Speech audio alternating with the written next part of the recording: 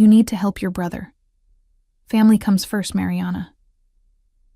I stared at my phone, reading the text message from my father for the third time. The audacity was breathtaking.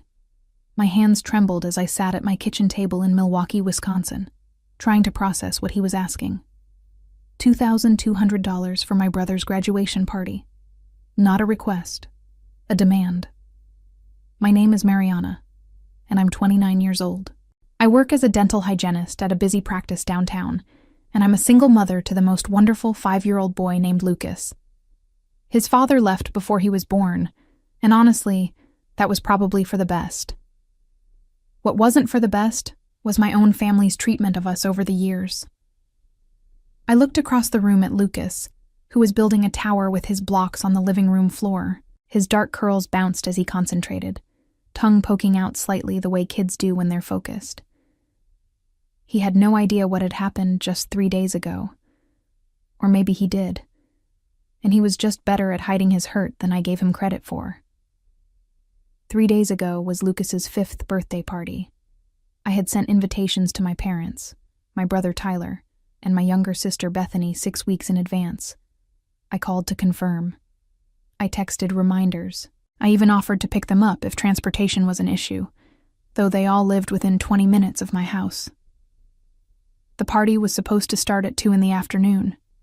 I had rented a bounce house, ordered a custom superhero cake that cost me a week's worth of groceries, and invited Lucas's friends from preschool. I decorated the backyard myself, staying up until midnight the night before stringing lights and hanging banners. Lucas kept asking when Grandpa and Grandma were coming, when Uncle Tyler would arrive. He wanted to show them his new bicycle, the one I'd saved for months to buy. Every car that passed, he'd run to the window, pressing his little hands against the glass. "Are they here, Mama?" My heart broke a little more each time I had to say no, not yet. By 3 o'clock, all his friends had arrived. The bounce house was full of squealing children. But my family? Nothing. Not a call. Not a text.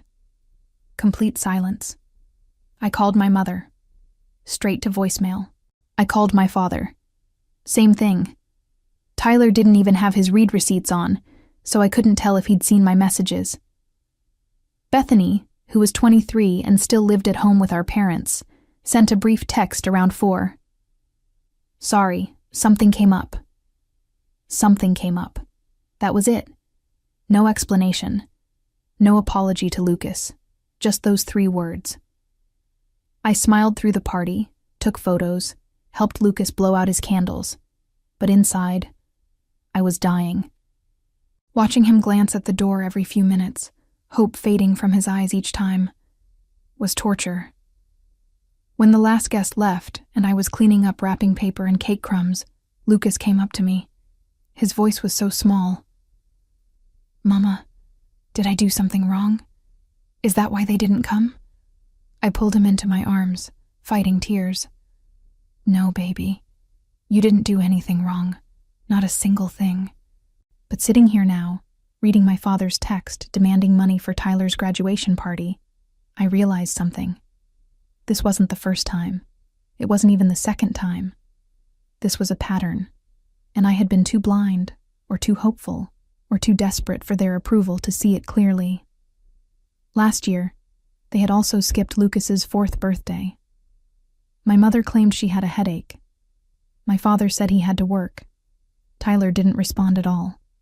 But 2 weeks later, when Tyler needed money for car repairs, my father had called me directly, expecting me to contribute $300 because that's what family does.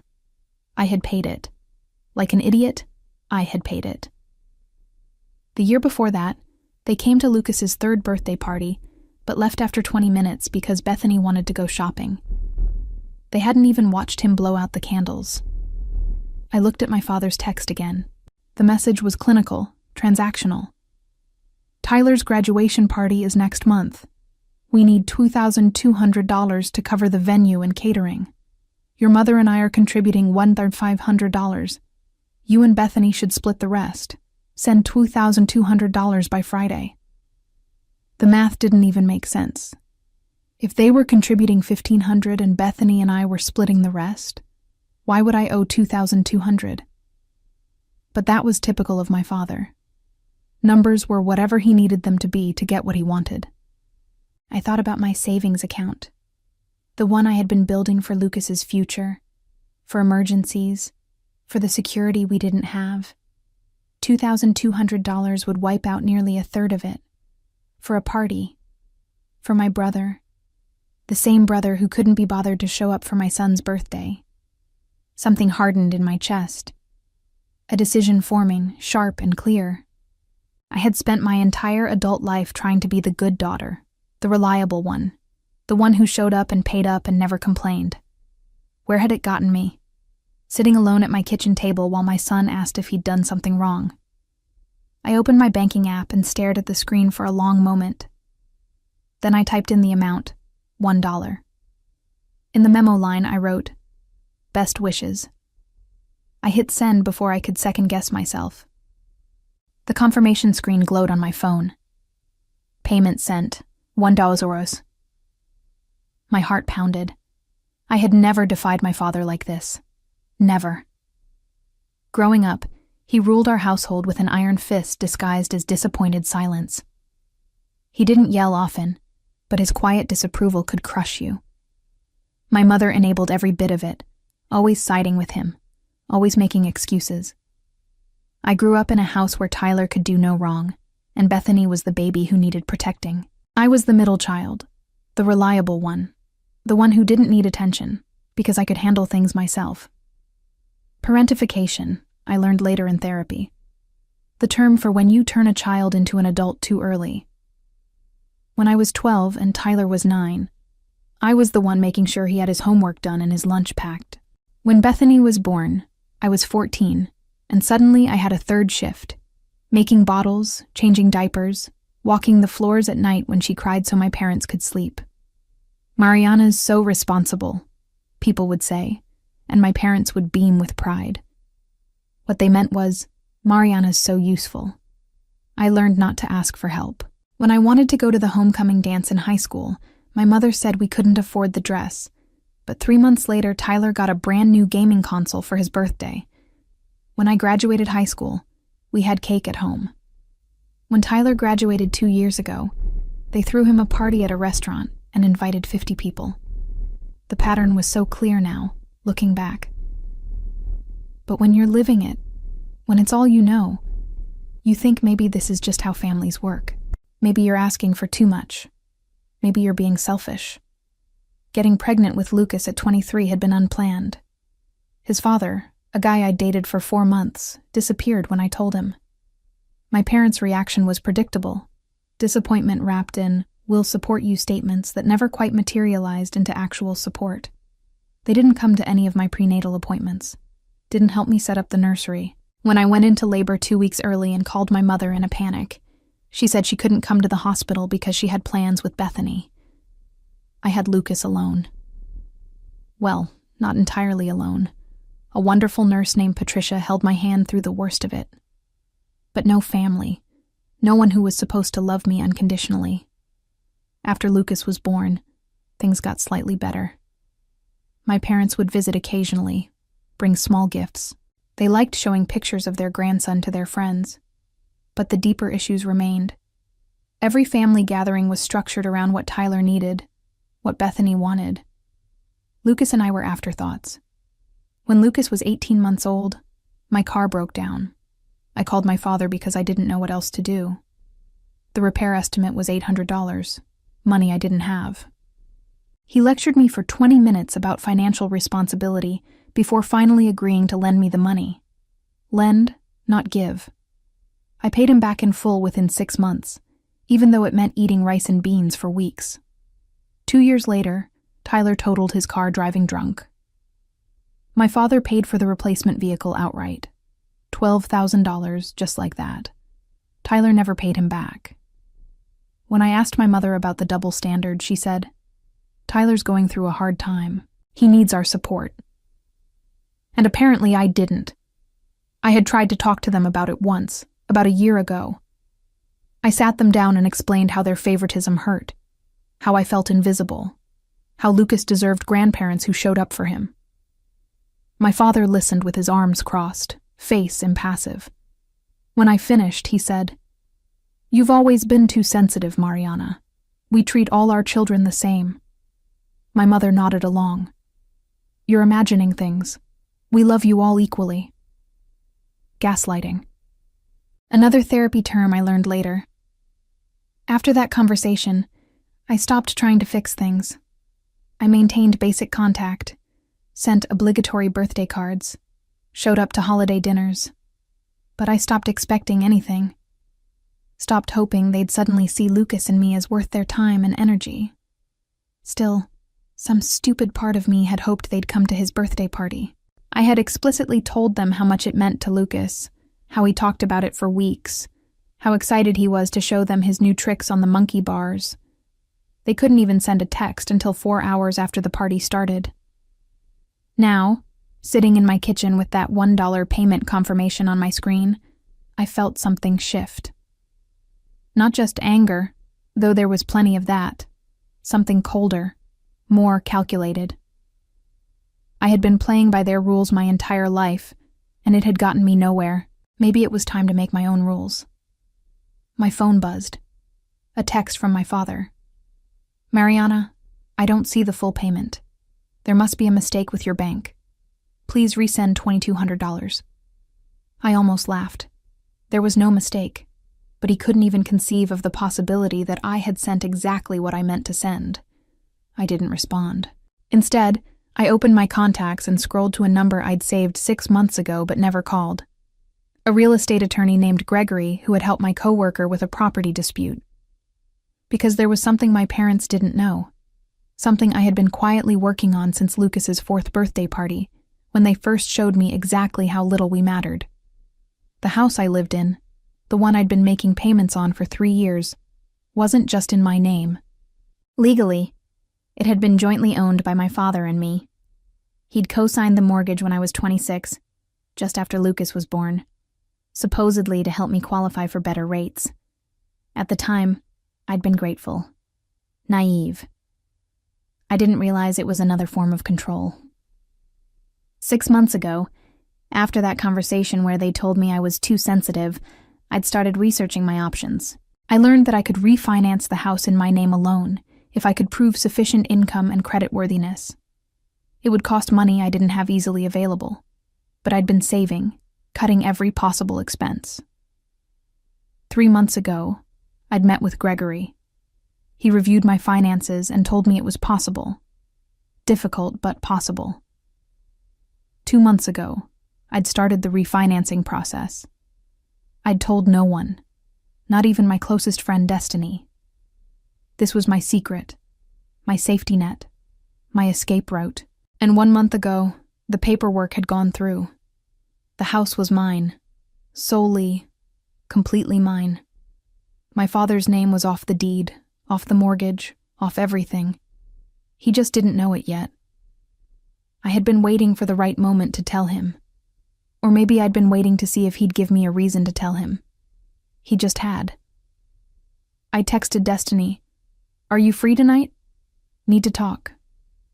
She replied within seconds. "Always. Come over after you put Lucas to bed. Wine is already breathing." Destiny had been my friend since college. We'd met in a biology class, bonded over terrible cafeteria coffee, and somehow stayed close through all the chaos of our 20s. She was the only person who really understood my family situation, because she'd witnessed enough of it firsthand. She'd been at Lucas's birthday party 3 days ago. She'd seen him waiting by the window. She'd helped me hold it together when I wanted to fall apart. That evening, after I'd given Lucas his bath and read him 2 stories and promised him that yes, we could go to the park tomorrow, I drove the 15 minutes to Destiny's apartment. She opened the door before I could knock, 2 glasses of wine already poured. "Okay," she said, pulling me inside. "What happened? You have that look." "What look?" "The I'm about to do something either brilliant or crazy look. Maybe both." I sat on her couch and told her everything. The text from my father. The $1 payment. the house refinancing she didn't even know about. When I finished, she was staring at me with wide eyes. "You already took him off the deed? When?" "Last month. I've been sitting on it, waiting to see if they'd actually show up for Lucas this year. They didn't, and now my father wants $2,000 for Tyler's party like nothing happened." Destiny took a long drink of wine. "What are you going to do?" "I don't know yet, but I'm done. I'm done being the one who bends. Done being the one who pays up and shows up while getting nothing in return. They're going to lose their minds when they find out about the house. I know. Your father especially. He uses that co-signature as leverage, doesn't he?" She was right. Every time I'd pushed back on something over the past 3 years, my father would make some comment about the house we helped you get, or the financial support we provided. It was his trump card, his reminder that I owed them. Except I didn't. Not anymore. "I'm thinking about changing the locks," I said quietly. Destiny set down her wine glass. "Do you think they'd actually show up and try to use a key?" "My father has a spare key. He insisted on it when he co-signed. Said it was for emergencies. But he's used it before. Twice that I know of. Once he let himself in while Lucas and I were at the grocery store because he wanted to check my water heater. Didn't ask permission, just did it. That's not okay. I know. I didn't fight it because I thought it would cause a huge argument, and I was trying to keep the peace. But there's no peace anymore. There's just me, being used." Destiny reached over and squeezed my hand. "Change the locks. Tomorrow. I'll come with you to the hardware store. We'll make a day of it." I felt tears prick my eyes. "Thank you." "For what?" "For not telling me I'm overreacting. For not saying they're still my family and I should forgive them."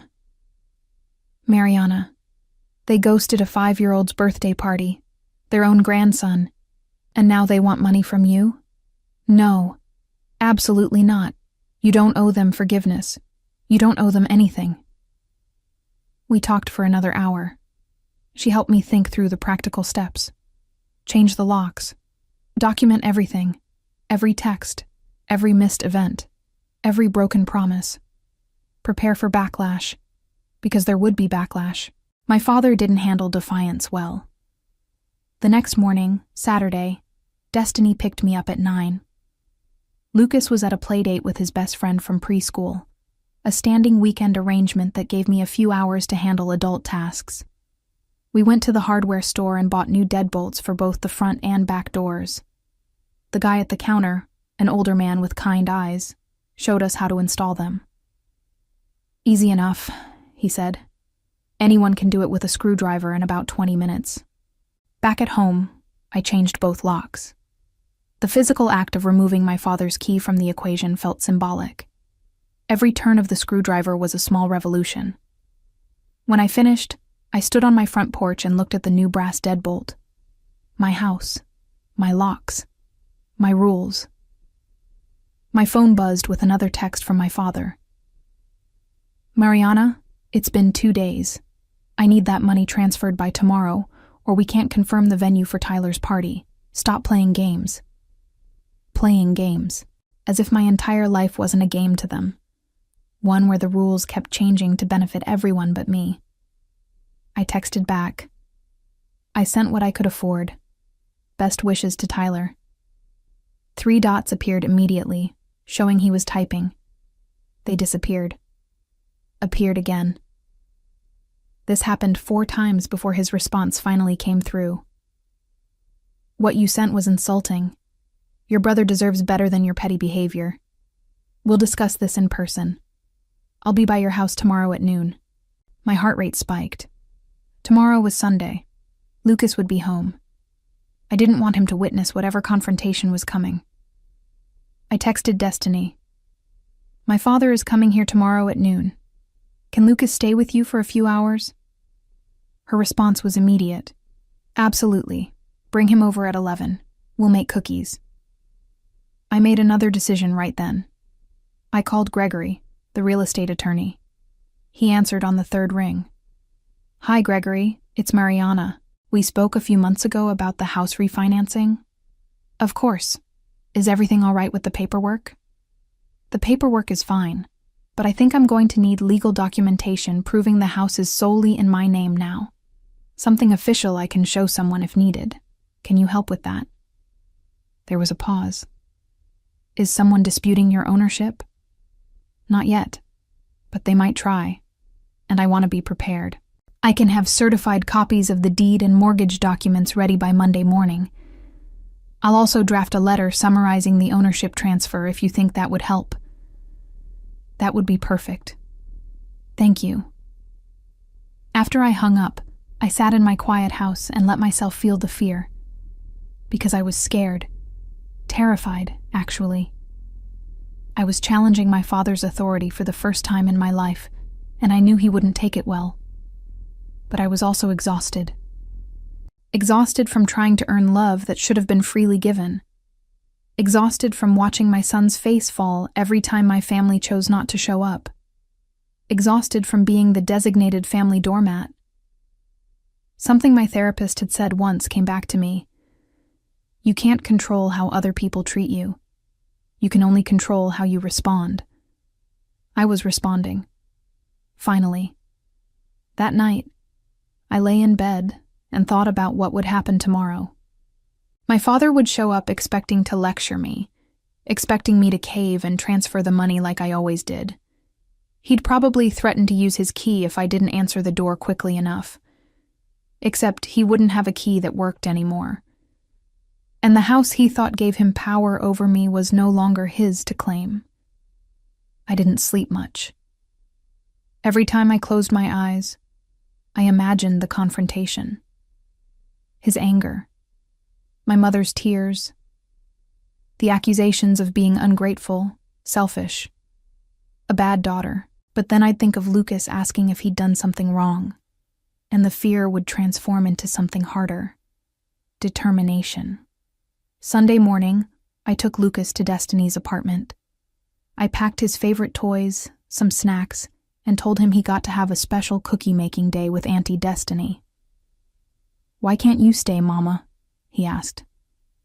"I have some boring grown-up stuff to handle at home, but I'll pick you up in a few hours and we'll get ice cream, okay?" His face lit up. "Okay." Destiny gave me a hug at the door. "You've got this. Call me if you need backup." "I will." I drove home with my hands shaking slightly on the steering wheel. At 11:45, I made sure all the curtains were closed. I didn't want my father seeing inside. Didn't want him to think he had any right to my space. At exactly noon, I heard a car pull into my driveway. Through the peephole, I watched my father get out, my mother in the passenger seat staying put. Typical. She'd let him handle the confrontation, then claim later she had tried to keep the peace. He walked up to my front door with the confidence of someone who expected to be obeyed. I watched him knock, counted to 10, knocked again, harder. Then I watched him reach into his pocket and pull out a key. I watched through the peephole as my father inserted the key into the lock. He turned it once, twice. His face registered confusion when the lock didn't budge. He tried again, jiggling the key more forcefully. Nothing. He stepped back, examined the key as if it had somehow transformed into the wrong one, then tried the lock again. I could see the exact moment realization hit. His jaw clenched, his face darkened. He pounded on the door. "Mariana, open this door right now!" I took a deep breath and opened it, leaving the chain lock engaged so only a few inches of space showed between us. "Hi, Dad."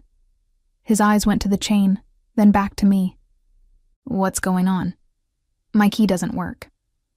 I changed the locks. Silence. Complete stunned silence. I watched him process this information, watched his expression shift from confusion to anger. "You changed the locks? To your house? Without telling me?" "It's my house. I can change the locks whenever I want." His face was turning red now. "I co-signed that mortgage. I have a right to access. You co-signed the original mortgage 3 years ago. I refinanced last month. Your name isn't on anything anymore. So no, you don't have a right to access. I had never seen my father look quite so shocked. His mouth opened and closed like he couldn't find words. Behind him, I could see my mother getting out of the car now, clearly sensing something was wrong. You refinanced? He finally managed. When? Why wasn't I informed? I wasn't required to inform you. It's my property. Mariana, what has gotten into you? First, you send an insulting dollar to your brother. Now you're changing locks and going behind my back with legal matters? I didn't go behind your back. I handled my own business. There's a difference. My mother reached the porch. What's happening? Gary, why are you shouting? Your daughter has apparently lost her mind. She changed the locks and refinanced the house without telling us. My mother's eyes widened. She looked at me with an expression I couldn't quite read. Mariana, honey, why would you do that? Because it's my house, and I wanted new locks. But your father has always had a key for emergencies. There won't be any emergencies that require him to let himself into my home unannounced. My father's voice rose. This is about the money, isn't it? You're throwing a tantrum because I asked you to contribute to your brother's graduation party. You didn't ask. You demanded. And you demanded it 3 days after you all skipped Lucas's birthday party without even a phone call. We explained that. Your mother had a migraine. And Tyler? Bethany? What were their excuses? My mother jumped in. Bethany had a work thing, and Tyler was busy with finals. Finals ended 2 weeks before Lucas's party. I know because Tyler posted about being done with school all over social media. My father stepped closer to the door, and I instinctively stepped back even though the chain held.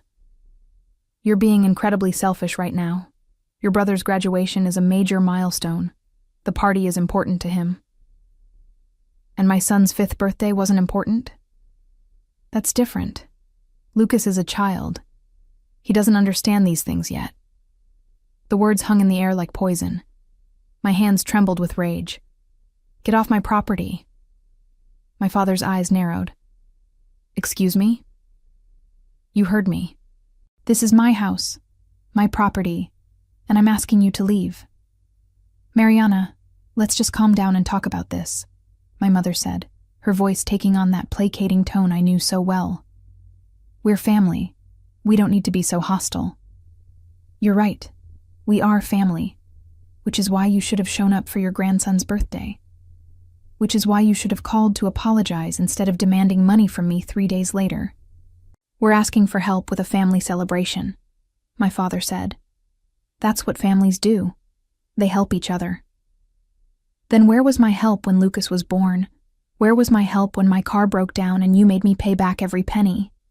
Where was my help when I was working double shifts just to afford diapers and you bought Tyler a $12,000 car? My mother flinched. We've always treated you all fairly. That's a lie, and you know it. My father's face was pure fury now. How dare you speak to your mother that way? We raised you better than this. Did you? Because from where I'm standing, you raised me to accept scraps while Tyler and Bethany got everything. You raised me to be useful, not loved. That's not true. My mother's voice cracked. We love all our children equally. Then prove it. Send me copies of every check you've written to Tyler over the past 5 years, every car payment you've covered for him, every credit card bill you've paid for Bethany.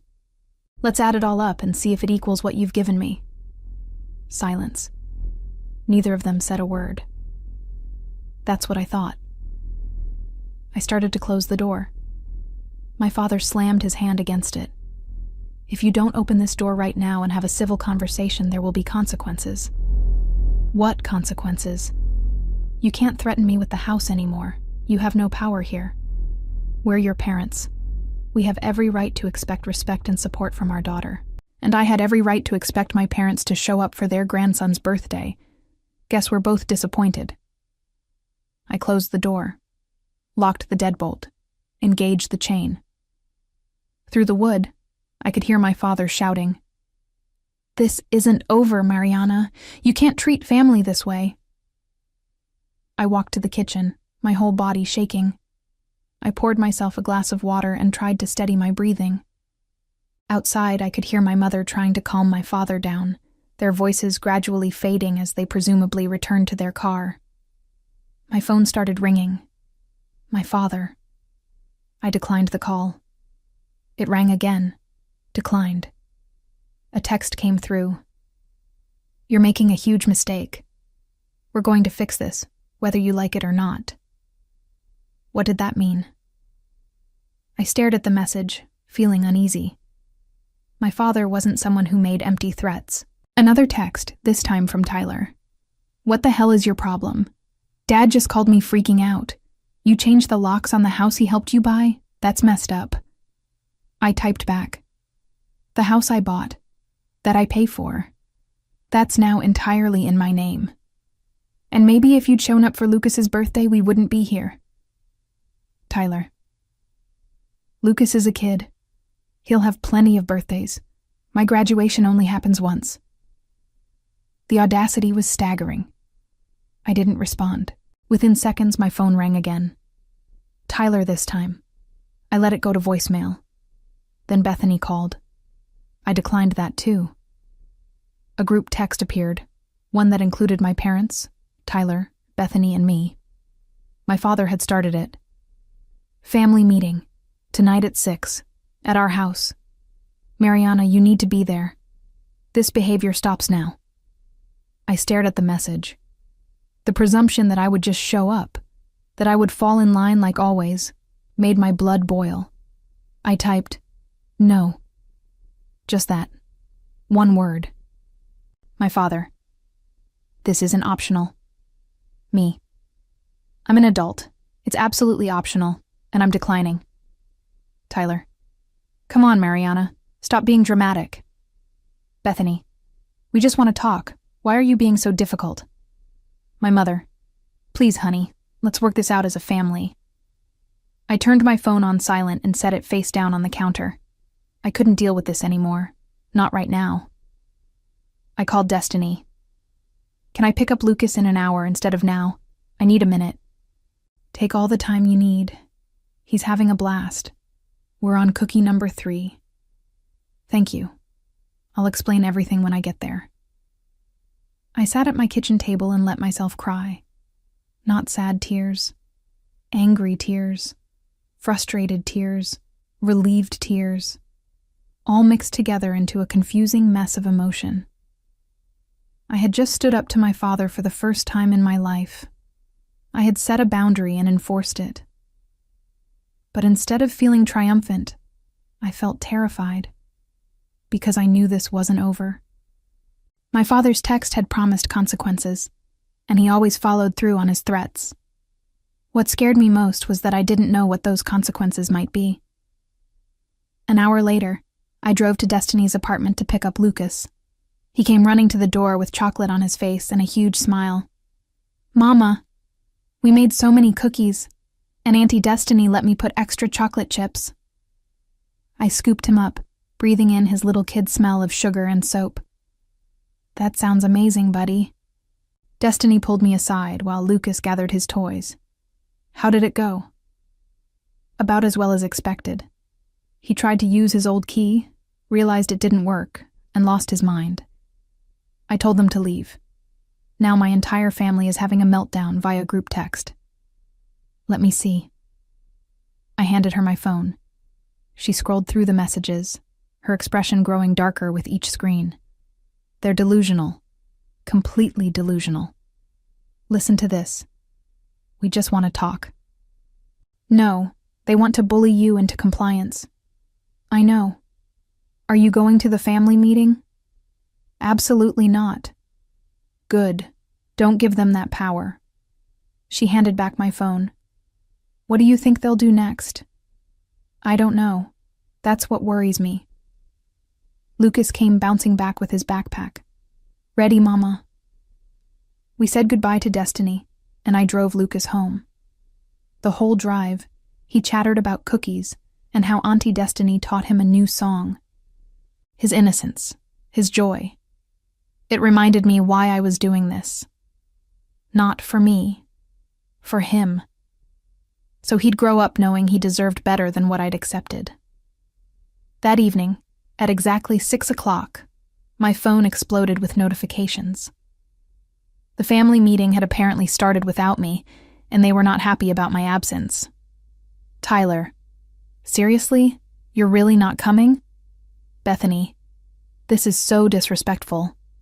My mother, we're all here waiting for you. Please reconsider. My father, your absence speaks volumes about your character. I didn't respond to any of it. Instead, I made dinner for Lucas, chicken nuggets and green beans, his favorite. We ate together at the kitchen table, and he told me about a spider he'd seen at preschool last week. It was this big, Mama. He spread his hands about 2 inches apart. Wow, that's huge. Yeah, and Miss Katie said it was a garden spider, and they're friendly. That's good to know. After dinner, bath time, and 2 bedtime stories, I tucked Lucas into bed. He looked up at me with those big brown eyes. Mama, are we going to have another birthday party for me? My heart clenched. What do you mean, honey? Like a do-over party, since Grandpa and Grandma and Uncle Tyler didn't come to the first one? Oh, sweetheart. I sat on the edge of his bed and brushed his curls back. We already had your party. You had all your friends there, and it was so much fun, remember? Yeah, but I wanted to show Grandpa my new bike. I know you did. Do you think they'll come next year? I wanted to lie, wanted to protect him from the truth. But I also didn't want to give him false hope. I don't know, baby. But you know what I do know? That you are so loved. By me, by Auntie Destiny, by all your friends. And that's what matters. He thought about this for a moment. Okay, Mama. Okay. Now get some sleep. We have park day tomorrow, remember? His face brightened. Oh, yeah. Can we go on the swings? As many times as you want. After he fell asleep, I went to my own room and checked my phone. 17 missed calls, 34 text messages, all from various family members. The messages had evolved from annoyed to angry to almost frantic. My mother. Mariana, please call us. Your father is very upset. Tyler. You're being a child. Just apologize and send the money. Bethany. I can't believe you're doing this to Mom and Dad. They don't deserve this. My father. Last chance. Call me by 9 tonight or I'm coming to your house tomorrow and we're settling this. It was 8:45. I had 15 minutes to decide if I was going to call him back. I didn't. At 9:15, my father sent one final text. Fine, have it your way, but don't say I didn't warn you.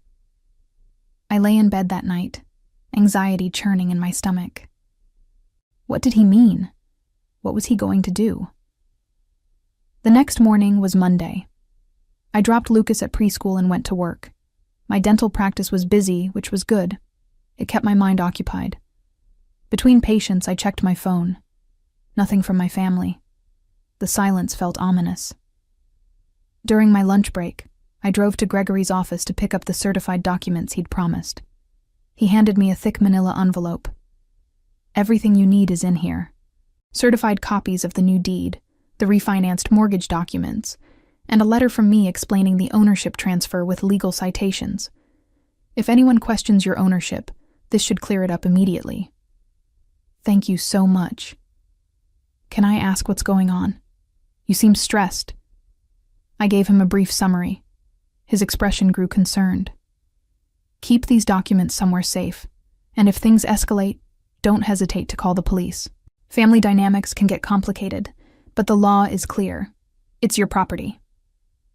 I drove back to work with the envelope on my passenger seat, feeling slightly better. I had proof, legal, certified proof that the house was mine. The afternoon passed uneventfully. I picked up Lucas from preschool, and we went to the park like I'd promised. Watching him on the swings, hearing his laughter, reminded me what mattered. We got home around 5:30. Lucas went straight to his toy box while I started preparing dinner. I was chopping vegetables when I heard a car pull into my driveway. Through the kitchen window, I saw my father's car, and my mother's, and Tyler's truck, and Bethany's sedan. They were all here. My stomach dropped. I quickly pulled out my phone and texted Destiny. My entire family just showed up at my house, all of them. Her response was immediate. Do you want me to come over? Not yet, but stay on standby. I watched as they all got out of their vehicles and approached my front door. My father led the way, my mother beside him. Tyler and Bethany followed. The doorbell rang. Lucas looked up from his toys. Who's that, Mama? Just some visitors, honey. Stay here, okay? Keep playing. I walked to the front door and looked through the peephole. All 4 of them stood on my porch, looking like an intervention team. I opened the door with the chain still engaged. We need to talk, my father said without preamble. No, we don't. Mariana, please, my mother said. Let us in. Let's discuss this like adults. There's nothing to discuss. I'm not giving you money for Tyler's party. The house is in my name. End of discussion. Tyler pushed forward. Come on. This is ridiculous. Just let us in. No. My father's voice hardened. Mariana, if you don't open this door right now, we're going to have a serious problem. I'm not opening the door. You need to leave. This is our grandson's home too. We have a right to see him. Lucas, my mother called past me. Lucas, honey, it's Grandma. I felt rage flood through me. Do not call for my son. You had your chance to see him at his birthday party. You chose not to show up. We explained that, Bethany said. Why can't you just let it go? Because it's a pattern, Bethany, and I'm done pretending it's okay. My father pulled out his phone. Last chance, Mariana. Open the door, or I'm calling the police. I blinked. You're calling the police? For what? You're keeping us from our grandson. That could be considered alienation. That's not what parental alienation means, and you know it. I'm asking you to leave my property. That's my legal right. We'll see what the police have to say about that. I watched in disbelief as my father actually dialed. He was really doing this. Really calling the police because I wouldn't let him into my house. Yes, I need to report a situation, my father said into his phone, his voice taking on a concerned, reasonable tone. My daughter is refusing to let us see our grandson. We're at her house now, and she won't even talk to us properly. We're worried about the child's welfare. I couldn't believe what I was hearing. He was twisting the entire situation, making it sound like I was the problem, like Lucas was in danger. The address is 2847 Maple Street, he continued. Yes, we'll wait here. Thank you. He hung up and looked at me with satisfaction. The police are on their way. Maybe they can talk some sense into you. My hands were shaking, but I forced my voice to stay calm. You're making a mistake. The only mistake is yours. You've forgotten who your family is. We're here to remind you. I closed the door and engaged the deadbolt. My heart was racing. I had maybe 15 minutes before the police arrived. I needed to be prepared. I grabbed the manila envelope from Gregory and pulled out all the documents, laying them on my coffee table where they'd be easy to access. Then I pulled out my phone and opened my photo app. I scrolled back 3 days to Lucas's birthday party. I had taken so many photos. The decorated backyard, the bounce house, the superhero cake, and time-stamped throughout the afternoon. Photos of Lucas by the window, waiting, looking at the driveway, checking the door. I also had screenshots. Every text message from the week before the party where I'd confirmed with my parents, Tyler, and Bethany that they were coming. Every, yes, we'll be there, response. Every broken promise documented. The group texts from Sunday were there too. The demands for money. The hostile messages when I refused. I opened a voice recording app and hit record. If the police were coming, I wanted documentation of every word said from this point forward. Lucas came into the living room. "Mama, why are Grandpa and Grandma outside?" I knelt down to his level. "They wanted to visit, but now's not a good time. Some police officers might come by to talk to Mama for a minute, okay? It's nothing to worry about. Just boring grown-up stuff." His eyes got wide. "Police? Like the ones with the cars that go wee-oo, wee-oo?" "Exactly like that. But remember, police officers are helpers. They're going to help Mama explain something. You just stay in here and play, okay?" "Okay, Mama." 12 minutes later, I saw the police cruiser pull up. One officer got out, a woman in her 40s with her hair pulled back in a tight bun. She approached my porch where my family was still standing. I could hear muffled conversation through the door. My father's voice, animated and concerned. My mother's softer responses. The officer asking questions. Then there was a knock. "Ma'am, this is Officer Patricia Keene with the Milwaukee Police Department. Can you open the door, please?" I took a deep breath, picked up the manila envelope, and opened the door. This time I removed the chain entirely and stepped out onto the porch, pulling the door closed behind me so Lucas wouldn't hear. "Hello, officer." She looked at me carefully. "I'm Officer Keene. Are you Mariana?" "Yes."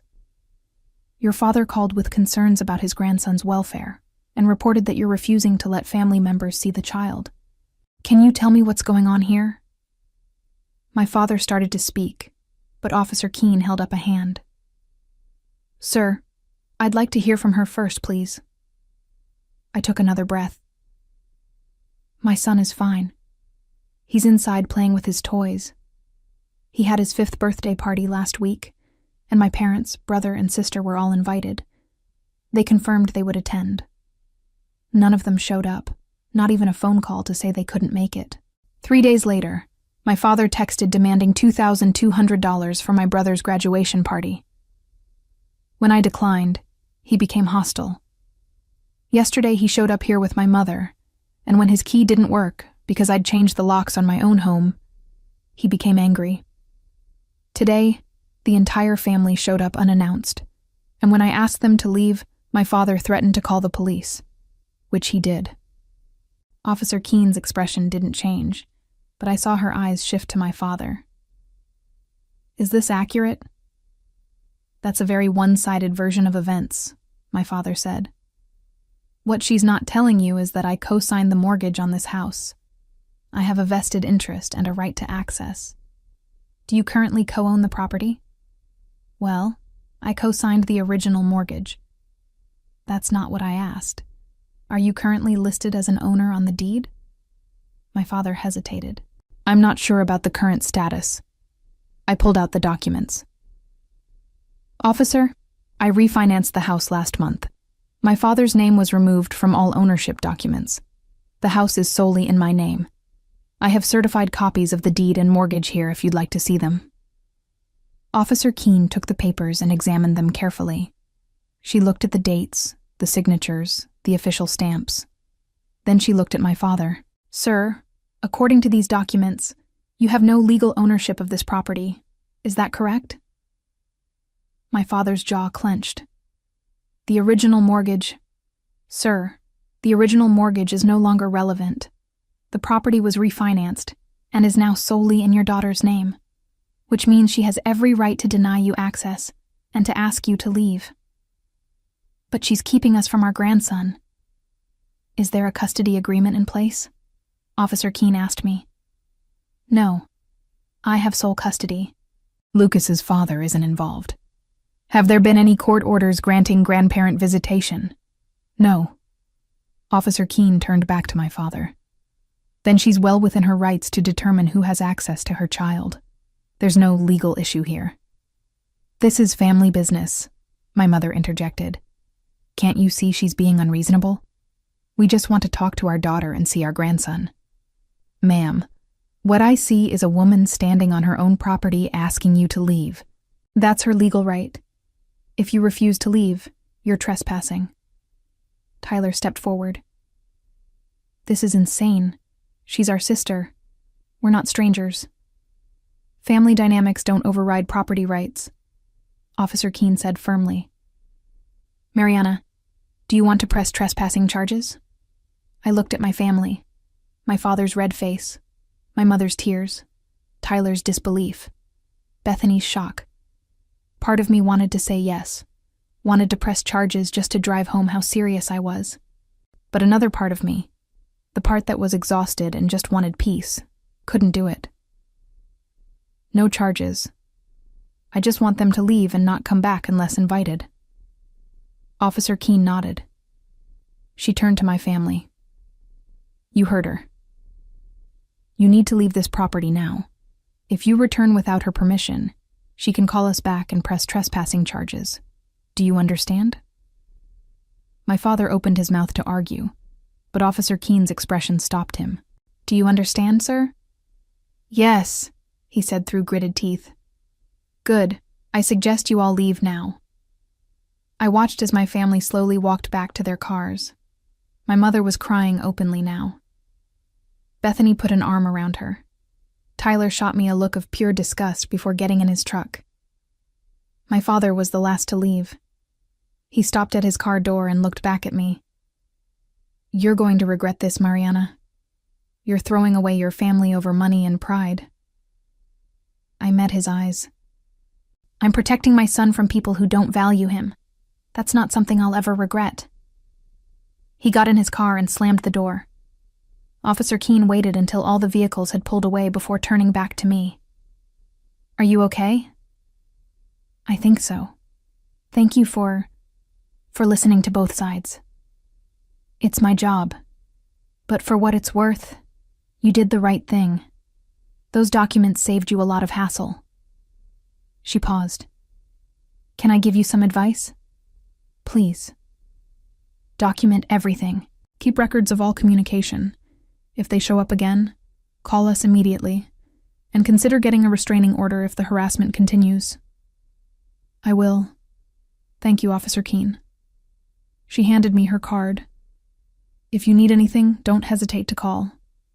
After she left, I stood on my porch for a long moment, just breathing. My legs felt weak, my hands were still shaking. But I'd done it. I'd stood my ground, and my family had been forced to leave. I went back inside where Lucas was still playing with his blocks, oblivious to the drama that had just unfolded. Is everything okay, Mama? I sat down next to him on the floor. Everything's okay, buddy. Everything's just fine. The next few days were quiet. Too quiet. My phone, which had been exploding with messages and calls, went completely silent. No texts from my parents.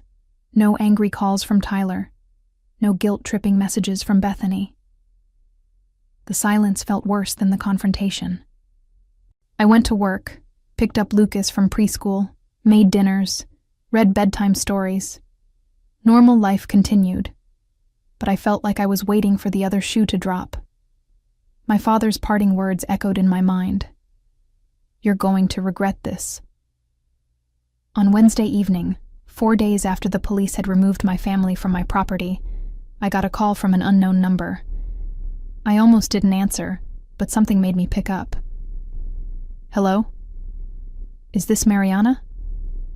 A woman's voice, professional and unfamiliar. Yes, who's calling?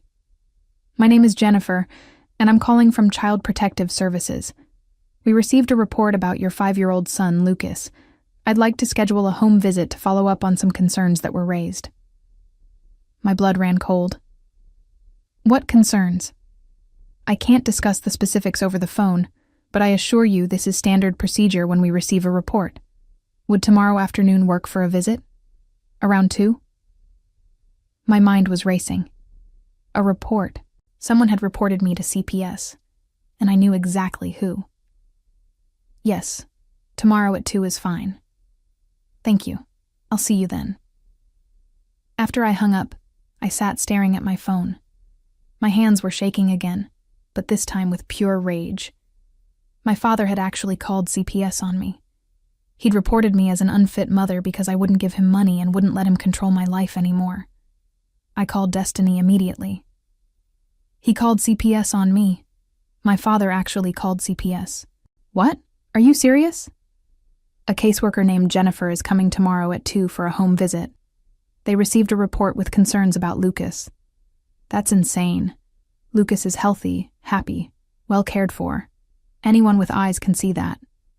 I know, but I have to prove it now. I have to let a stranger come into my home and inspect how I parent, because my father is vindictive enough to weaponize the system against me.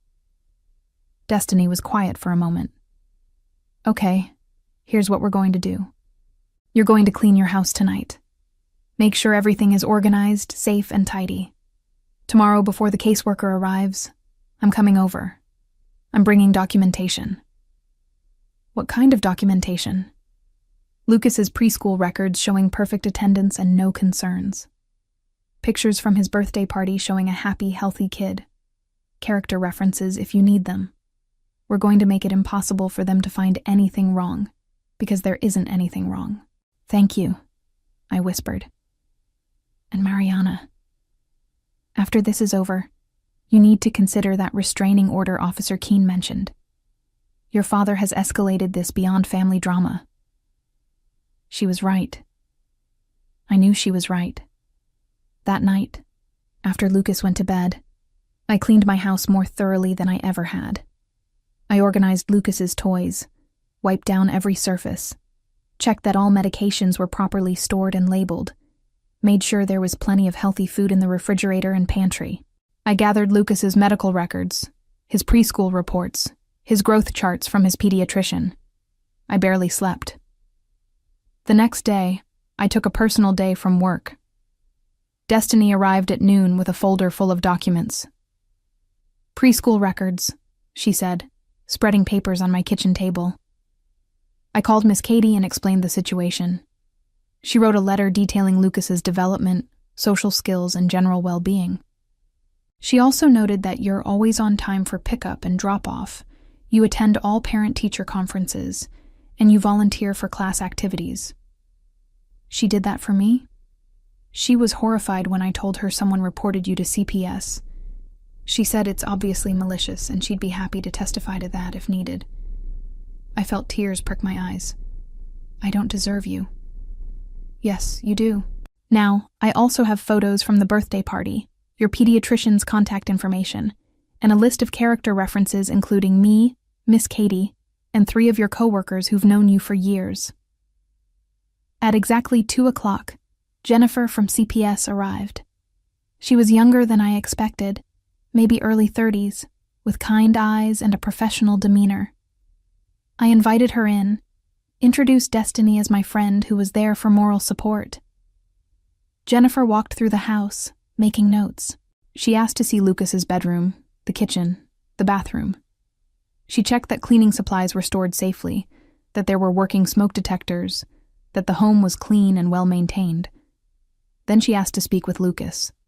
I brought him out from his room where he'd been playing. He looked at Jennifer with curiosity but no fear. Hi, Lucas. My name is Jennifer. I just want to ask you a few questions, okay?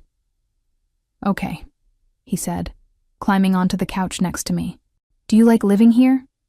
Yeah, I have my own room with dinosaur sheets. That sounds cool. Does your mom make sure you have food to eat? Uh-huh. We had chicken nuggets yesterday. They're my favorite. Does your mom ever hurt you or scare you? Lucas looked confused. No, Mama gives the best hugs. Jennifer smiled. I bet she does. Do you go to school? Preschool. Miss Katie is my teacher and she's really nice. The questions continued for about 10 minutes.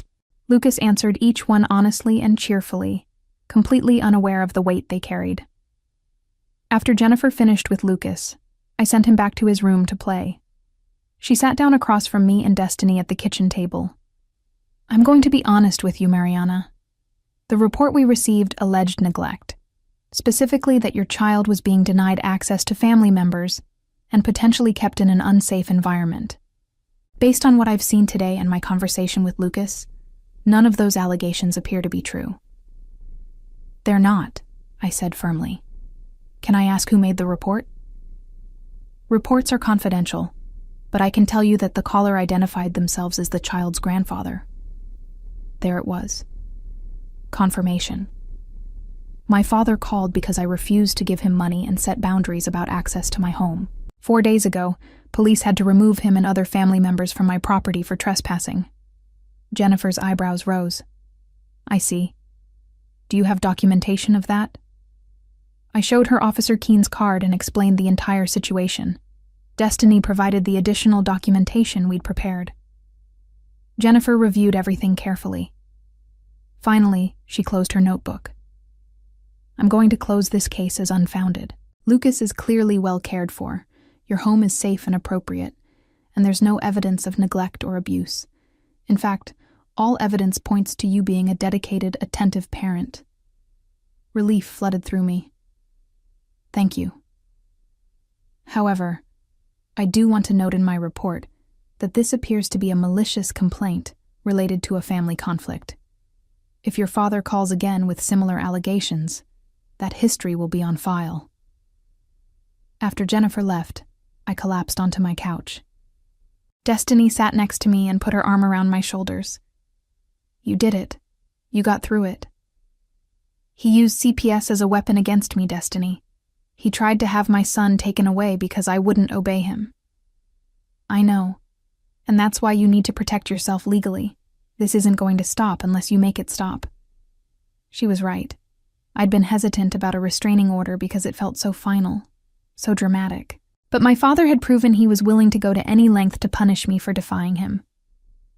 The next morning, I called a family law attorney. The attorney's name was Vanessa, and she came highly recommended by Gregory, the real estate lawyer who'd helped me with the house refinancing. Her office was downtown, decorated with diplomas and family photos that made the space feel both professional and welcoming. I told her everything. The pattern of favoritism growing up, the financial manipulation, Lucas's birthday party, the money demand, the police being called, and finally, the CPS report. Vanessa listened without interrupting, taking notes occasionally. When I finished, she set down her pen and looked at me seriously. What you're describing is a clear pattern of harassment and attempted coercion. The CPS call is particularly concerning because it shows an escalation to tactics that could have serious consequences for you and your son. Can I get a restraining order based on this? Absolutely. We have documented trespassing with police involvement and a malicious report to Child Services. That's more than enough for a harassment restraining order. We can file for one that covers both you and Lucas. How long does it take? We can file for a temporary order immediately, which will go into effect as soon as it's served. Then there'll be a hearing within 2 weeks where a judge will decide whether to make it permanent. Given the evidence you have, I'm confident we'll get the permanent order. What will it do? What are the restrictions? It will legally require your father, and we can include your mother, brother, and sister if you want, to stay away from you, your home, your workplace, and Lucas. They won't be allowed to contact you directly or indirectly. If they violate the order, they can be arrested. The thought of my entire family being legally banned from my life felt surreal, but also necessary. Let's do it. Just my father for now. If the others keep harassing me, I can add them later, right? Correct. We'll start with your father since he's been the primary aggressor. We spent the next hour filling out paperwork. Vanessa helped me organize my evidence chronologically. The birthday party invitations and confirmations, the screenshots of everyone saying they'd attend, the photos of Lucas waiting by the window, the money demand text, the hostile messages, Officer Keen's report, the CPS case number. This is solid, Vanessa said, reviewing the file. Very solid. Your father made this easy by documenting his own harassment via text message. When will it be served? I'll file this afternoon. Service typically happens within 48 hours. Once he's served with the temporary order, he'll receive notice of the hearing date. I left Vanessa's office feeling something I hadn't felt in weeks. Control. I was taking action. Real, legal action that would protect Lucas and me. That evening, I was making dinner when my phone rang. Tyler. I'd been ignoring his calls all week, but something made me answer this one. What? Don't hang up, please. I need to talk to you about Dad. I don't want to hear it, Tyler. Just listen. He's losing it, Mariana. Like, actually losing it. He's been calling everyone in the family, ranting about you, about the house, about how you've betrayed us. Mom's worried he's going to have a heart attack from the stress. That's not my problem. He called CPS on you. I know he did. I told him it was crazy, but he wouldn't listen. I paused. You told him not to? Of course I did. Even I know that's too far. But he's convinced you're an unfit mother because you won't let him control your life anymore. Then maybe you should be having this conversation with him, not me.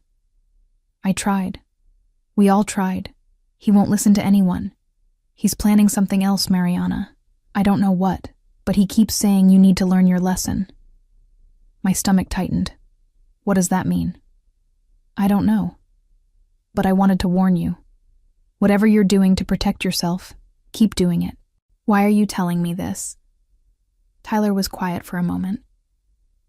Because I've been thinking about Lucas's birthday party, about how we all just didn't show up, and how that must have felt for him.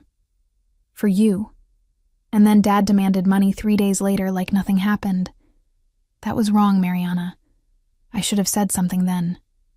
But you didn't. No, I didn't. I went along with it like I always do because it's easier than standing up to Dad. But what he's doing now, calling CPS, that's not okay. That's dangerous. Thank you for the warning, I said quietly. But Tyler, I need you to understand something. I'm done. I'm completely done trying to have a relationship with people who treat me like this, including you. I get it. I do. I just wanted you to know. Be careful. After we hung up, I sat with Tyler's warning. My father was planning something else. More escalation. More attempts to punish me. Good thing I was already one step ahead. 2 days later, on Saturday morning, there was a knock on my door. I looked through the peephole and saw a man in a suit holding a folder. I opened the door with the chain engaged. Mariana. Yes? I'm a process server. I need to serve these documents to Gary. He checked his papers. Who I was told might be here. He doesn't live here. This is my house. The address I have is listed as his last known residence. That's incorrect. He's never lived here. I can give you his actual address. I wrote down my parents' address and handed it through the gap in the door. The process server thanked me and left. I smiled. My father had apparently been using my address for something. Maybe mail.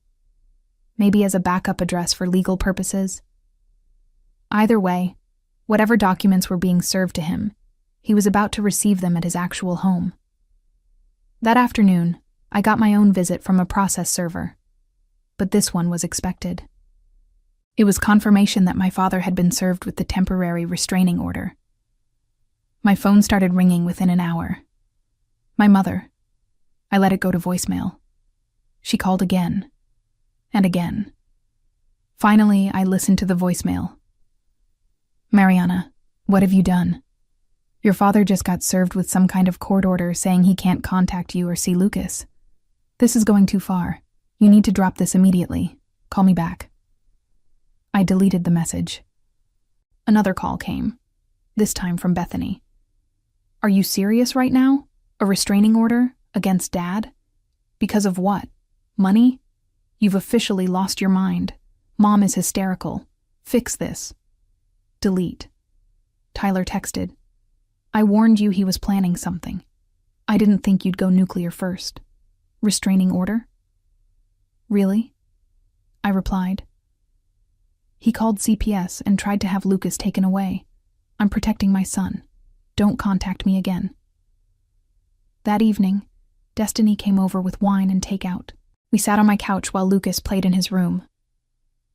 "How do you feel?" she asked. Terrified, relieved, guilty, angry, everything all at once. "The guilt will fade. You're doing the right thing." "Am I? I just got a restraining order against my own father." "Your father who called CPS on you with false allegations. Your father who showed up at your house with your entire family to intimidate you. Your father who has financially and emotionally manipulated you your whole life." "Yeah, Mariana, you are absolutely doing the right thing." I took a sip of wine. "The hearing is in 10 days. Do you think he'll show up?" "Definitely. He'll want to tell the judge his side of the story. Paint me as the ungrateful daughter who abandoned her family over money. Good thing you have evidence to prove otherwise." The next 10 days were the longest of my life. I went to work, took care of Lucas, prepared for the hearing with Vanessa. My family tried to contact me through every method they could think of. My mother created a new email account to send me long messages about how I was tearing the family apart. Bethany showed up at my workplace, forcing my office manager to ask her to leave. Tyler sent letters through the mail. I saved everything. Every email, every attempted contact, every violation of the spirit of the temporary order. Vanessa told me it would all help at the hearing. The hearing was on a Wednesday morning. I took the day off work and met Vanessa at the courthouse. My stomach was in knots as we waited in the hallway outside the courtroom. "Remember," Vanessa said, "answer questions directly and honestly. Don't get emotional if you can help it. Stick to the facts." What if he lies? What if he tells the judge I'm the problem? Then we show the evidence. We have documentation of everything. His words versus your proof. The proof will win. At 9 o'clock, we entered the courtroom. My father was already there with his own attorney, a stern-looking man in an expensive suit. My mother sat in the gallery behind him, her face blotchy from crying. Tyler and Bethany were there too. I sat at the table with Vanessa and tried to breathe. The judge entered, and we all stood. Judge Margaret Sullivan was a woman in her 60s with sharp eyes and a no-nonsense demeanor. "We're here for a harassment restraining order petition filed by Mariana against Gary. Let's begin with the petitioner. Ms. Vanessa, please present your case." Vanessa stood and methodically walked through everything. She presented the texts showing the money demand, the photos from Lucas's birthday party with timestamps, the police report from when my family was removed from my property, the CPS case number and Jennifer's report stating the complaint was unfounded and appeared malicious. "Your Honor," Vanessa concluded, "the respondent has engaged in a clear pattern of harassment escalating to the use of government agencies as weapons of retaliation when the petitioner established reasonable boundaries. This behavior poses a threat to both the petitioner and her minor child." Judge Sullivan reviewed the evidence carefully. Then she looked at my father's attorney. "Counselor, your response." My father's attorney stood. "Your Honor, this is a family dispute that has been blown out of proportion. Mr. Gary is a concerned father and grandfather who has been unfairly cut off from his family. The petitioner changed the locks on a home he helped her obtain, refused to contribute to a family celebration, and has alienated him from his grandson. He made one call to CPS out of genuine concern. One call to CPS with allegations that were investigated and found to be completely unfounded," Judge Sullivan interrupted. "That's in the record. Perhaps he was mistaken about the conditions. Or perhaps, as the CPS investigator noted, it was a malicious complaint related to a family conflict. Continue." The attorney shifted uncomfortably. "Your Honor, families have disagreements. That doesn't warrant a restraining order. Mr. Gary has never physically threatened his daughter. He simply wanted to have a conversation. A conversation that required bringing the entire family to her home after she'd asked him to leave. A conversation that required police intervention. He was attempting to resolve the situation by trespassing on her property after she'd revoked his access." I could see my father's attorney struggling. The evidence was overwhelming. and Judge Sullivan clearly wasn't buying his arguments. "Does your client wish to testify?" the judge asked. "Yes, Your Honor." My father took the stand. He placed his hand on the Bible and swore to tell the truth. Then his attorney began questioning him. "Mr. Gary, can you explain your relationship with your daughter?" "I've always tried to be a good father. I helped her when she needed it. I co-signed her mortgage when she was a young single mother. I've been there for her." "And what happened to change that relationship?" "She became hostile when I asked her to contribute to her brother's graduation party. It was a reasonable request, family members supporting each other. But she refused and sent $1 as an insult." "Why did you go to her house with other family members?" "We were concerned. She'd changed the locks without telling us, refused to communicate. We wanted to make sure our grandson was okay."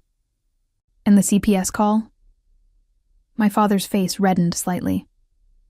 "I was worried. She was behaving erratically, cutting off family. I thought maybe Lucas wasn't being properly cared for." Vanessa stood for cross-examination. "Mr. Gary, you testified that you've always been there for your daughter. Is that correct?" "Yes." "Were you there for your grandson's 5th birthday party on the 17th of last month?" His jaw tightened. "I couldn't make it. I had other obligations." "What obligations?" "I don't recall specifically." "You don't recall what was so important that you missed your grandson's birthday despite confirming you'd attend?" "It was a month ago. 3 weeks ago. And your wife, your son Tyler, your daughter Bethany, they also had mysterious obligations? We're a busy family. Too busy to call and let a 5-year-old know you weren't coming? Not even a text message?" Silence. "Mr. Gary, how much money have you given Tyler in the past 5 years?" "I don't see how that's relevant." "Your Honor, it goes to the pattern of treatment," Vanessa said. "I'll allow it," Judge Sullivan said. My father shifted in his seat. "I've helped him when he needed it." "How much?" "I don't keep exact records. Approximately. Maybe 20,000-30,000 over the years." "And how much have you given Mariana in that same time period?" "She hasn't needed as much help." "How much, Mr. Gary?" "I lent her $800 once. She paid it back." "So you've given your son $30,000 but lent your daughter $800, which she repaid. Is that accurate?" "Tyler has had more struggles." "Did those struggles include you buying him a $12,000 car after he totaled his previous vehicle driving drunk?" My father's attorney objected, but Judge Sullivan overruled. "Answer the question," she said. "Yes, I bought him a car. He's my son, and Mariana is your daughter, yet you demanded she pay you back $800. Does that seem equitable to you?" "That was different." "How? Please explain how it's different." My father couldn't answer. Vanessa continued her cross-examination, methodically destroying every claim he'd made. By the time she finished, he looked deflated and angry. Judge Sullivan called for a brief recess.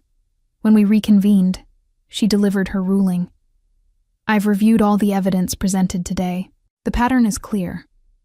Mr. Gary has engaged in harassment, trespassing, and made a malicious report to Child Protective Services when the petitioner established reasonable boundaries. The temporary restraining order is hereby made permanent for a period of 4 years. Mr. Gary is prohibited from contacting Mariana or Lucas directly or indirectly, from coming within 500 feet of their home, workplace, or Lucas's school. Any violation will result in immediate arrest. This court is adjourned." I heard my mother gasp behind me. Bethany started crying. Tyler put his head in his hands, but all I felt was relief. Outside the courtroom, Vanessa shook my hand. "You did great in there. Thank you for everything. You protected your son. That's what matters." I drove home feeling lighter than I had in weeks. The restraining order was permanent. 4 years of legally enforced peace. That evening, I got one last message from a number I didn't recognize. "You won today, but you lost your family. I hope you're happy." It was clearly from my father, using someone else's phone to circumvent the order. I forwarded it to Vanessa with a note. "Violation of the restraining order?" Her response came quickly. "Forward to police. Keep documentation. If he continues, we'll add contempt charges." I sent the information to Officer Keene and blocked the unknown number. In the months that followed, my father tried twice more to contact me through intermediaries. Each time, I documented it and reported it. On the second violation, he spent a night in jail for contempt. After that, the contact stopped entirely. My mother sent one final email through a new account, begging me to reconsider, to think about family, to forgive. I didn't respond. Bethany tried to approach me at the grocery store once. I reminded her she wasn't on the restraining order yet, but she could be. She left. Tyler stopped trying altogether. The consequences for my family were exactly what they'd earned. My father's reputation in their community suffered when word got out about the restraining order. My mother, who'd enabled his behavior for decades, found herself isolated from the family events she'd always controlled. Tyler's graduation party happened, but it was small and quiet. Apparently, no one wanted to contribute the money I'd refused to give. Bethany, who'd always relied on our parents for financial support, had to get a second job when they told her they couldn't help her anymore because of legal fees from fighting the restraining order. They'd built their lives on control and favoritism, and when I removed myself from that equation, the whole structure crumbled. As for me, I thrived. Lucas started kindergarten and made wonderful friends. I got a promotion at work. Destiny and I took Lucas to the zoo, to museums, to parks. We built a life full of people who actually showed up, who actually cared. On Lucas's 6th birthday, we had another party. Smaller this time. Just his school friends, Destiny, a few co-workers I'd grown close to, and Miss Katie from his old preschool. No family drama. No waiting by the window. Just a happy kid blowing out candles surrounded by people who loved him. As I watched him laugh with his friends, I thought about the journey that had brought us here. The pain of finally seeing my family clearly. The fear of standing up to them. The relief of legal protection. The peace of boundaries enforced. Sometimes revenge isn't about grand gestures or dramatic confrontations. Sometimes it's simply refusing to play by rules designed to keep you small. Sometimes it's choosing yourself and your child over people who never chose you. I'd spent 29 years trying to earn my family's love. It took losing them completely to realize I'd never needed it in the first place. And honestly, I'd never been happier.